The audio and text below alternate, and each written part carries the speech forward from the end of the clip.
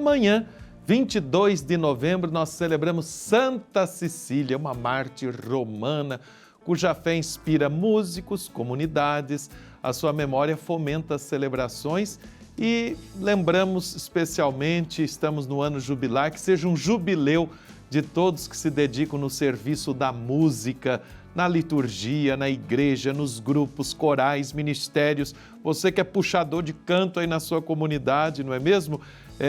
Você que pela arte, pela beleza do canto litúrgico ajuda a gente a celebrar, a gente rezar bem, a gente cultivar uma espiritualidade. Para saber um pouco mais dessa história, dessa devoção, porque há muitas paróquias, comunidades por esse Brasil lá fora, dedicadas a Santa Cecília, nós vamos conversar com um pároco de uma paróquia Santa Cecília. Recebemos entre nós o padre Messias Ronczynski, vamos ver se eu acertei o nome dele, aqui de Jacareí, São Paulo, que está na Diocese de São José dos Campos, da nossa província eclesiástica de Aparecida. Bom dia, padre Messias, seja bem-vindo. A bênção de Santa Cecília. Deus abençoe, é uma grande alegria, né, estar participando com vocês aí, nesse dia que antecede, né, a festa de Santa Cecília, irmão Alain. E, claro, a nossa padroeira dos músicos, né, a gente gosta de falar um pouquinho da história dela, também, né, que continua inspirando tantas pessoas, né? Lá no início da fé cristã, antes mesmo do cristianismo ser considerado uma religião oficial, ou ser liberado, ela testemunhou a sua fé. Então, nós percebemos, né, o impacto do testemunho cristão desde a origem do cristianismo. E eu gostaria, padre, que você contasse um pouco dessa história tão importante dela, nas origens, no início do cristianismo, e como que ela ficou uma santa tão querida do nosso povo, a relação dela com a música.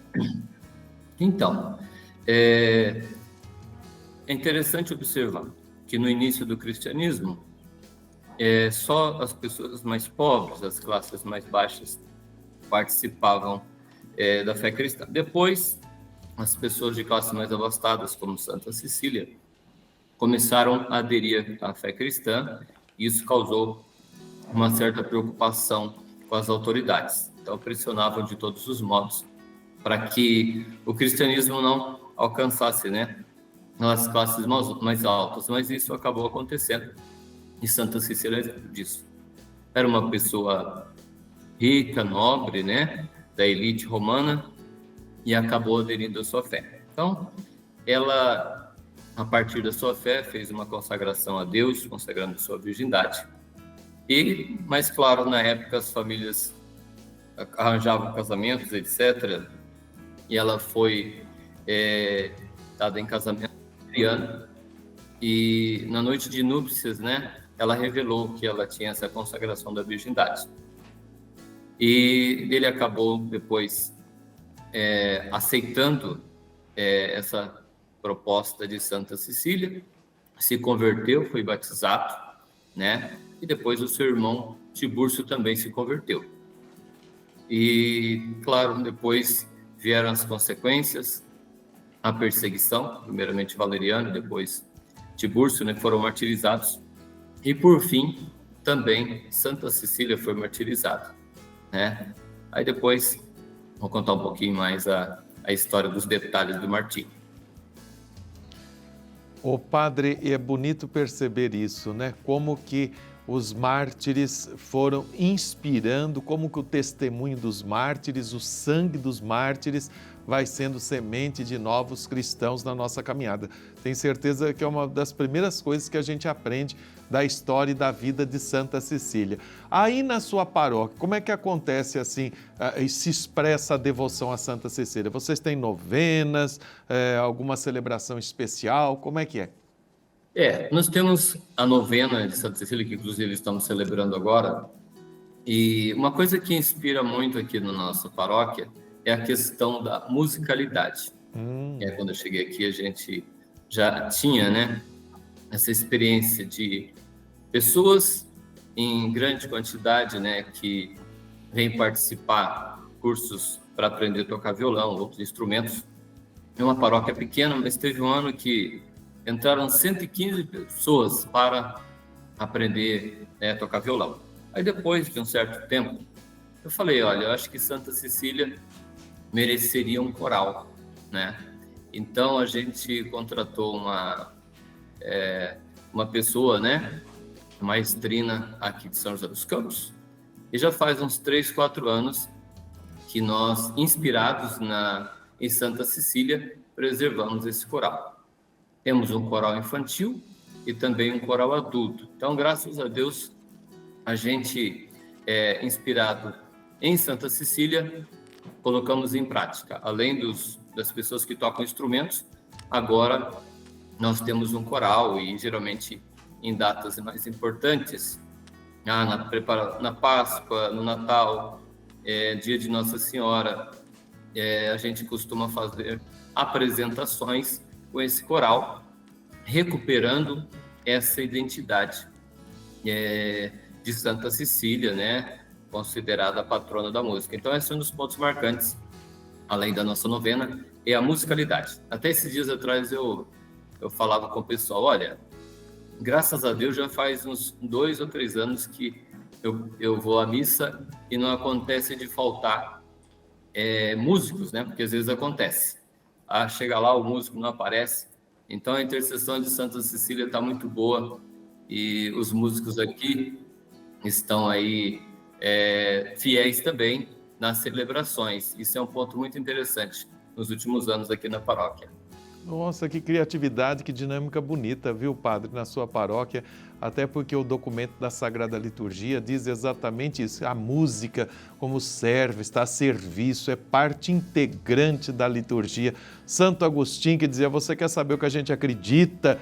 Vem ouvir o que a gente canta, quem canta reza 2 vezes. Parabéns para os músicos todos aí da sua paróquia, certamente ligadinhos nesse momento. Qual que é a relação de Santa Cecília com a música, padre?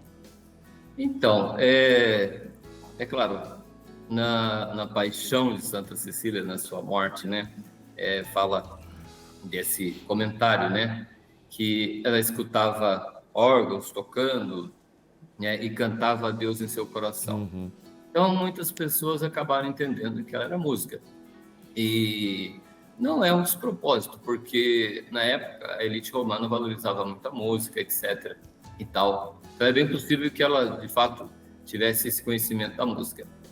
Mas também nesse sentido espiritual. Eu estava pensando agora há pouco, né, na experiência de Paulo e Silas, né, quando foram aprisionados depois da missão, e ao invés de ficarem murmurando diante do sofrimento, eles começaram a cantar e foram libertados, né? Depois ainda aconteceu a conversão do carcereiro.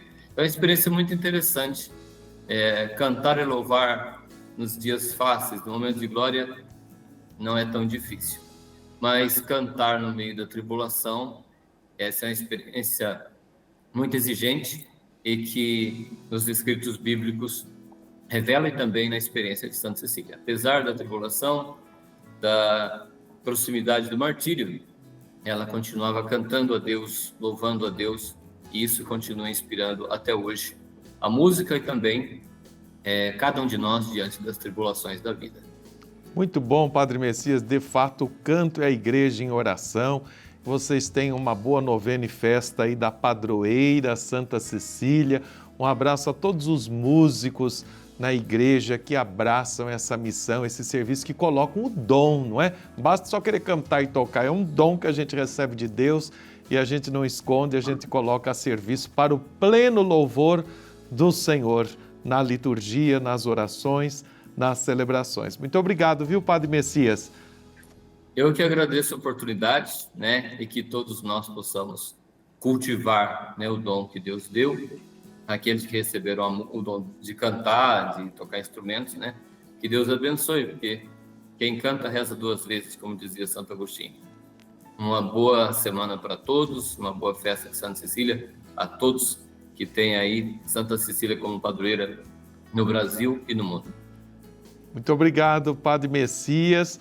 pároco aí da paróquia Santa Cecília, em Jacareí, São Paulo. Você que é aí de Jacareí, celebre amanhã essa festa na paróquia. Parabéns pelos muitos projetos e pela pastoral da música aí na paróquia, especialmente. Santa Cecília, de fato, merece, né, gente?